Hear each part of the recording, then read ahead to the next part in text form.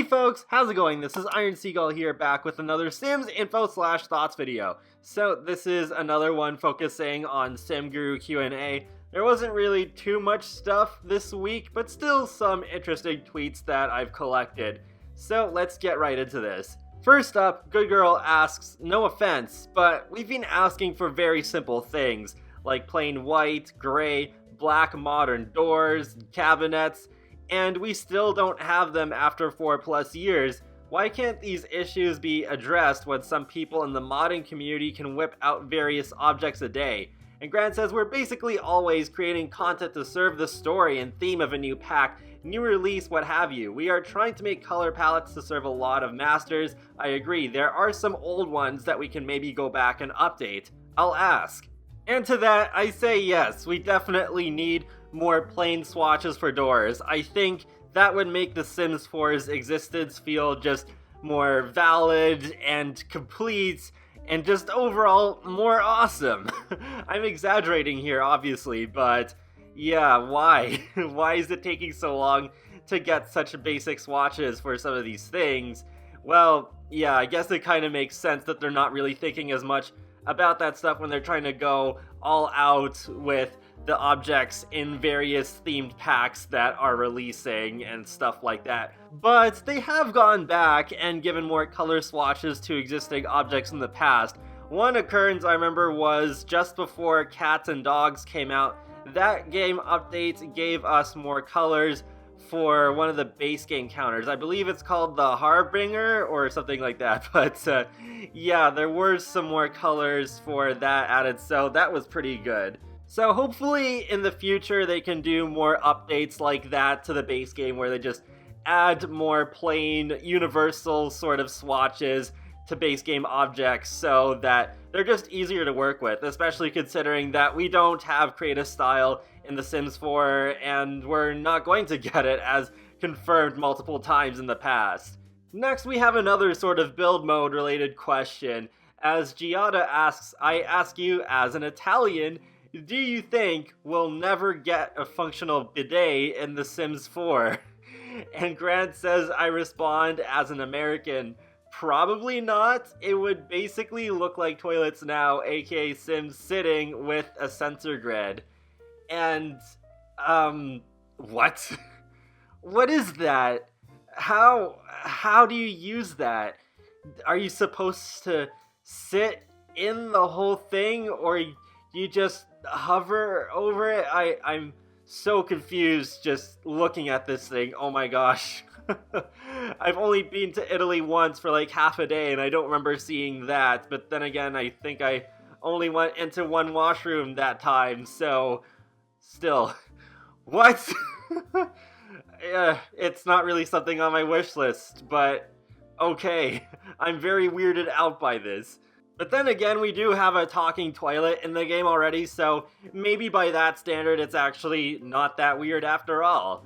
Next, Willow Collins asks, have you ever thought about increasing the size of the maximum household members?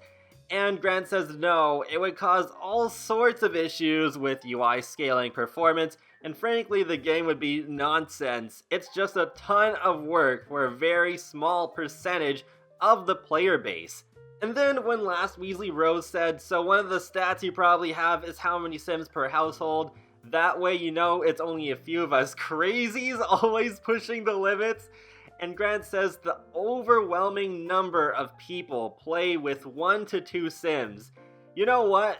That does not surprise me at all. Suddenly things make a lot more sense when I hear this, because there seems to be a little bit of a pattern where the first few expansion packs for a new Sims game tends to be focused on young adults and partying and all that stuff. I remember The Sims 3 was kind of like that. World Adventures, yeah, I mean, you can technically take a family there if you want to, but yeah, I think World Adventures is much better experienced with a maximum of 2 Sims going together. And with Ambitions, it was kind of the same thing, late nights. And then with The Sims 4, do I really need to explain?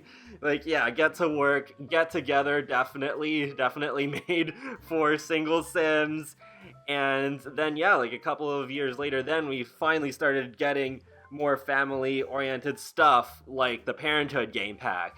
Even The Sims 1 and The Sims 2 fall into that same sort of pattern. Although, yeah, with The Sims 1 Living Large, it's just kind of whatever. It's not really targeted at any specific age group of Sims, at least in my opinion. But yeah, it's like, okay, there's House Party, there's Hot Dates, and then with The Sims 2, they started off with University and Nightlife and Open for Business. We never get the family-oriented packs first, which, of course, would be with households of at least 3 or more Sims. For me personally, most of my households, I think, have 2 to 3 Sims. I don't play too many Sims households these days that have just one Sim and nobody else, because I do feel like that's a bit lonely, especially as someone who does Let's Plays. And yeah, I think a lot of my households have 4 Sims as well. I rarely get too high above that. Like, yeah, with my Seasons Let's Play, I think I'm at 7 or 8 households. I can't remember. I actually haven't played with that household in a while. But at that level, even though some of those Sims are actually foxes, it's like, oh boy, it's a lot to handle. So I could not imagine playing with, like, say, 10 human Sims in one household. I'm sure maybe some of you could do it, but personally, I can't. I would get overwhelmed very fast.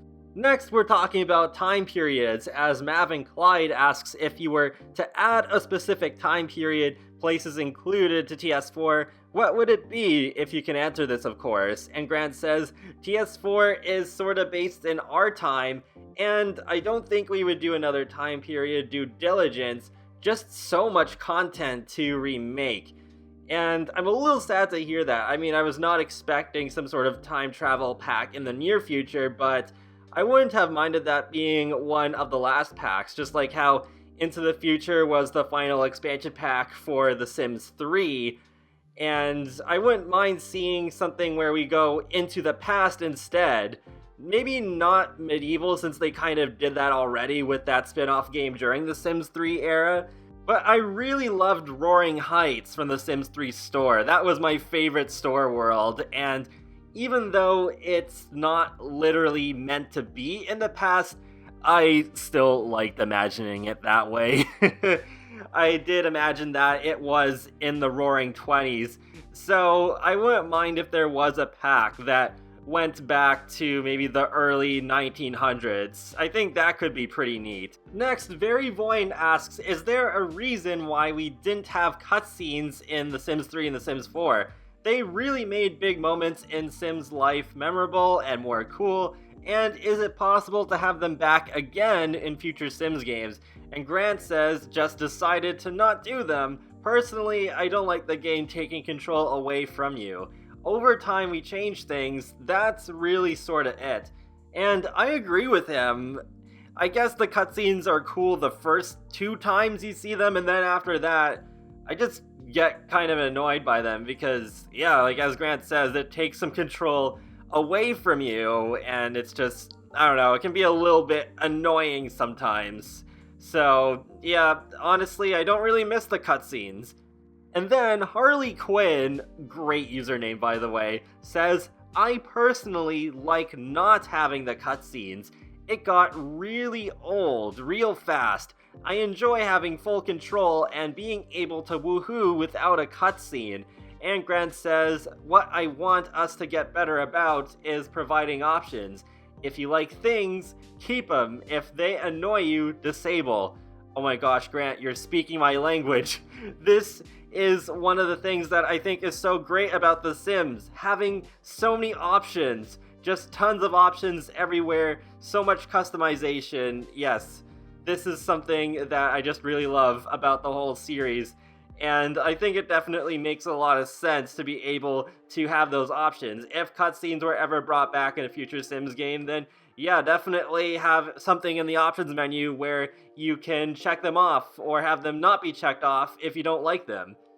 Also, on a related note, Amy says with the whole thing on having optional settings, could it be possible to disable features such as vampires example, Townie Generation Limited, at some point in the future. Sorry if this counts as future content. And Grant responds with, "It'd be things like that I'd want to do." I think that would be pretty awesome to have an option to disable the vampires, even though I like them, but I know not everybody does. And we did have that option in The Sims 3 to turn off various occults and other similar things like celebrities, I believe, so there should be something like that in The Sims 4 as well. I know in the case of vampires, the simple solution is to just not buy that game pack, but I know there are some players who like buying packs just because it has a lot of objects and clothes that they like, so it's an all or nothing thing for them, where it's just like, well, if I really want to build with this style of objects, I'm gonna have to endure the vampires. So I guess for those players it would be really good still if we could turn off vampires, even if we do have that game pack installed. Next up is the subject of sectional objects, because Delphine Cordat says, "About that, I've been wondering, we haven't had modular objects, sofas, awnings, arches, stuff that's not a counter yet, adapts to the similar objects around in much the same way since The Sims 2. Was there a change in how you handle them, or is it pinned tweet material? Just curious."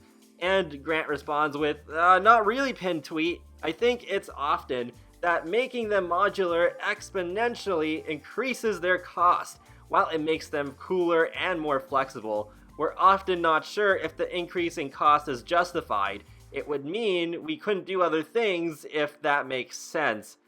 And that's really too bad, because one thing that I really miss are sectional seats. Like actual ones where they're in sections, not like the pre-made ones that we got in Dine Out. I was really disappointed with those.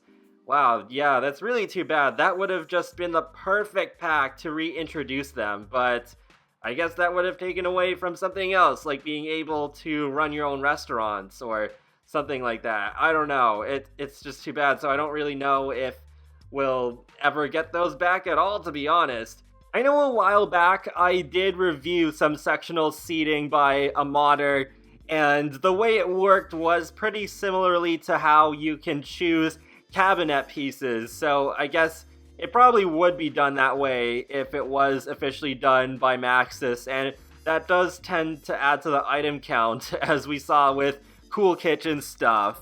But this is one of those things where I really think we should not need to get into mods or custom content just to have that in our games. Next, Anyaka001 asks, "Have you considered balancing the moodlets a bit now that we've got so many things that grant moodlets to our Sims? Asking because my Sims seem to die of hysteria a lot. Not that it's a bad way to go if you have to, but it's starting to worry me a bit." And Grant says, "On our to-do list." I've never had this issue, ever, so I'm kind of surprised to see that other people are saying this. I think even a few days back, I saw a YouTuber, I can't remember who, saying that the emotions don't affect their Sims much at all anymore compared to when the base game first came out, so it's like, what? I don't know. It's on their to-do list, so I'm not sure what they're actually gonna really do to balance this out if some people are getting death by emotions too often, and then there's people like me who never see it at all. So one thing I've had before is lot traits that affect emotions giving my Sims crazy mood swings. Like, I think the first time I went to the gym in Uptown in San Myshuno, my Sims kept getting energized and then going back to happy or fine, and then energized again a couple seconds later, and it'd play that music like the over and over again, and it's just like, stop, make it stop. It was so annoying. I don't think it happens to me anymore. That might have been a glitch that was fixed, but yeah, that's the closest I've got to that, but it's never been something that was so extreme that it caused my Sims to die. A lot of shattered backboards though, just like that one right there. And that wraps up another Sims info/thoughts video, so feel free to let me know your thoughts on any of the topics that we covered in this video. and be sure to leave a like or a comment or even subscribe because it lets me know that you like my channel, my videos, and it helps you keep up to date more easily with my latest content from The Sims, Sonic the Hedgehog, and more. So I will talk to you all later, and have a great day. Thanks for watching!